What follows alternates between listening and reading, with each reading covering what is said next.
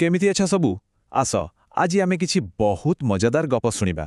ଏମିତି ଗପ ଯାହା ଆମକୁ ଗୋଟେ ବହୁତ ବଢ଼ିଆ କଥା ଶିଖେଇବ, ଆଉ ସେଇଟା ହେଲା ଆମ ବୟସ୍କମାନଙ୍କୁ କେମିତି ଭଲ ପାଇବା ଆଉ ସମ୍ମାନ ଦେବା। ଆଚ୍ଛା, କହିଲ ଦେଖି, କେବେ ଭାବିଛ କି ଆମର ଗୋଟେ ଛୋଟିଆ କଥା, ବସ୍ ଗୋଟେ ଛୋଟିଆ ହସ, କେମିତି କାହା ପାଇଁ ବହୁତ ବଡ଼ ଖୁସି ଆଣିଦେଇପାରେ? ଏ କଥାର ଜବାବ ନା ଆମର ଏଇ ଗପ ଭିତରେ ହିଁ ଲୁଚି ରହିଛି। ତେବେ ଚାଲ ମିଶିକି ଖୋଜିବା। ତେବେ ଆମର ପ୍ରଥମ ଗପ ଆରମ୍ଭ ହେଉଛି ଗୋଟିଏ ବହୁତ ସୁନ୍ଦର ରବିବାର ସକାଳୁ। ସୁରୁଜ ଉଡ଼ିଥାଏ, ଚଢ଼େଇମାନେ ଗୀତ ଗାଉଥାନ୍ତି, ଆଉ ସେହି ସମୟରେ ଚାଲ ଦେଖିବା କ'ଣ ହେଲା।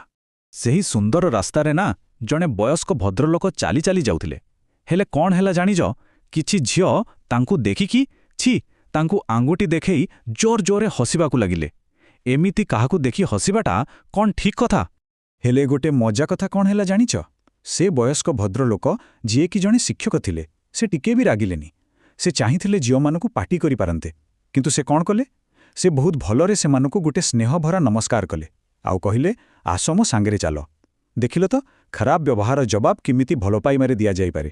ସେହି ଶିକ୍ଷକଙ୍କ କଥା ମନେ ପକାଇ ଚାଲ ଆମେ ଆମର ଦ୍ୱିତୀୟ ଗପକୁ ଯିବା। ଏ ଗପଟି ହେଉଛି ଗୋଟେ ଛୋଟିଆ ନମସ୍କାରର ଯାଦୁ ବିଷୟରେ। ଥରେ ସେହି ଶିକ୍ଷକ ଜଣକ ରାସ୍ତାରେ ଯାଉଥିଲେ, ଆଉ ଜାଣିଛ, ଜଣେ ଯୁବକ ତାଙ୍କୁ ଦେଖି ଗୋଟେ ବଢ଼ିଆ ନମସ୍କାର କଲା। ଏତେ ଟିକେ ସମ୍ମାନ ପାଇ ସେ ଶିକ୍ଷକଙ୍କ ମନ ପୁରା ଖୁସି ହୋଇଗଲା। ସେ ଭାବିଲେ, ୱାଃ, ଏତେ ଭଲ ପିଲାଟିଏ। ଆଜିକାଲି ତ ପିଲାମାନେ ରାସ୍ତାରେ ଦେଖିଲେ ବି କଥା ହୁଅନ୍ତିନି। ଦେଖ, ତାଙ୍କୁ କେତେ ଖୁସି ଲାଗିଲା। ତେଣୁ ଏଥିରୁ ଆମେ କ'ଣ ଶିଖିଲେ? ଗୋଟେ ଛୋଟିଆ ନମସ୍କାର ହେଉ କି ଗୋଟେ ମିଠା ହସ, ଏହା ଗୋଟେ ବହୁତ ବଡ଼ ଉପହାର ଭଳି। ଆଉ ଏହି ଉପହାର ଦେବା ପାଇଁ ପଇସା ଲାଗେନି, ଖାଲି ଟିକେ ଭଲ ପାଇବା ଦରକାର।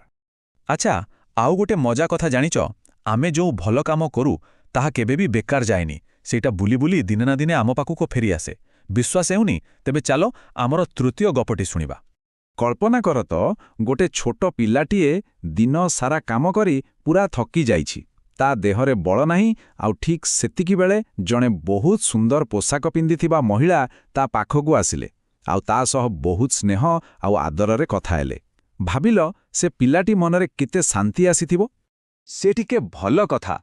ପିଲାଟି ମନରେ ଏମିତି ଛାପ ଛାଡ଼ିଗଲା ଯେ ସେ ସେଦିନ ରାତିରେ ଘରକୁ ଯାଇ ତା ପରିବାର ଲୋକଙ୍କୁ କହିଲା, ସେ ଦୁନିଆର ସବୁଠୁ ଭଲ ମହିଳା। ମୁଁ ବି ବଡ଼ ହେଲେ ଠିକ୍ ତାଙ୍କ ଭଳି ହେବି। ଦେଖ, ଗୋଟେ ଛୋଟ ଭଲ କାମର ପ୍ରଭାବ କେତେ ବଡ଼ ହୋଇପାରେ। କିନ୍ତୁ ଗପ ଏଠି ସରିନି।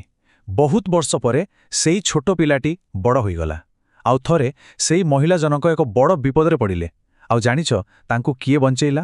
ହଁ, ଠିକ୍ ଭାବିଛ, ସେହି ପିଲାଟି ହିଁ ଖୁସି ଖୁସି ତାଙ୍କର ରକ୍ଷାକାରୀ ସାଜିଲା। ତେଣୁ ମନେ ରଖ, ଆମର ଭଲ କାମ ସବୁବେଳେ ଆମ ପାଖକୁ ଫେରିଆସେ। ଚାଲ, ଏଥରେ ଆମେ ଆମର ଶେଷ ଗପଟି ଶୁଣିବା।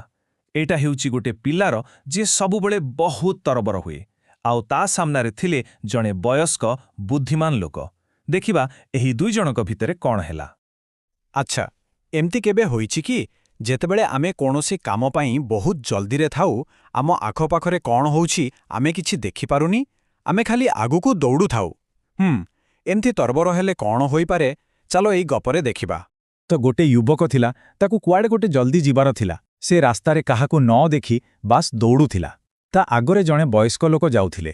ସେ ତାଙ୍କୁ ଦେଖିଲା, କିନ୍ତୁ ତାଙ୍କ ପାଇଁ ଅଟକିଲାନି। ହେଲେ ସେ ବୟସ୍କ ଲୋକ ଜଣକ ତାର ତରବର ଦେଖିପାରିଲେ। ସେ କିନ୍ତୁ ରାଗିଲେନି, ବରଂ ବହୁତ ଭଦ୍ର ଭାବରେ ଟିକେ ପଛକୁ ହଟିଯାଇ ତା ପାଇଁ ରାସ୍ତା ଛାଡ଼ିଦେଲେ। ବାସ୍, ଏତିକି ଦେଖି ସେ ଯୁବକଟିର ଗୋଡ଼ ସେଇଠି ଅଟକିଗଲା। ତାକୁ ଏତେ ଲାଜ ଲାଗିଲା ଯେ ସେ ମୁଣ୍ଡ ତଳକୁ କରି ଛିଡ଼ା ହୋଇଗଲା।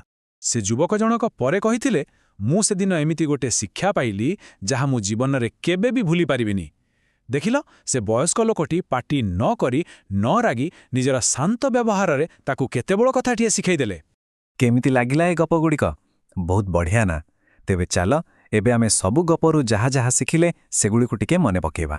ପ୍ରଥମେ ଆମେ ଶିଖିଲେ ଗୋଟେ ଛୋଟ ନମସ୍କାର ବି କାହାର ପୁରା ଦିନଟାକୁ ଖୁସିରେ ଭରିଦେଇପାରେ।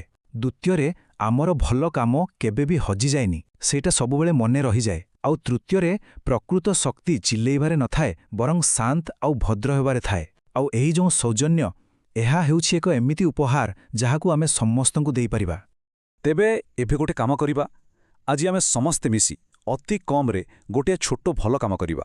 କାହାକୁ ଦେଖି ହସିଦେବା, କାହାକୁ ନମସ୍କାର କରିବା, କିମ୍ବା କାହାକୁ ଟିକେ ସାହାଯ୍ୟ କରିଦେବା। କରିବା ତ? ଦେଖିବେ ଦୁନିଆଟା କେତେ ସୁନ୍ଦର ଲାଗିବ। ଆଜି ପାଇଁ ଏତିକି। ପୁଣି ଦେଖାହେବ ଆଉ ଏକ ନୂଆ ଗପ ସହିତ।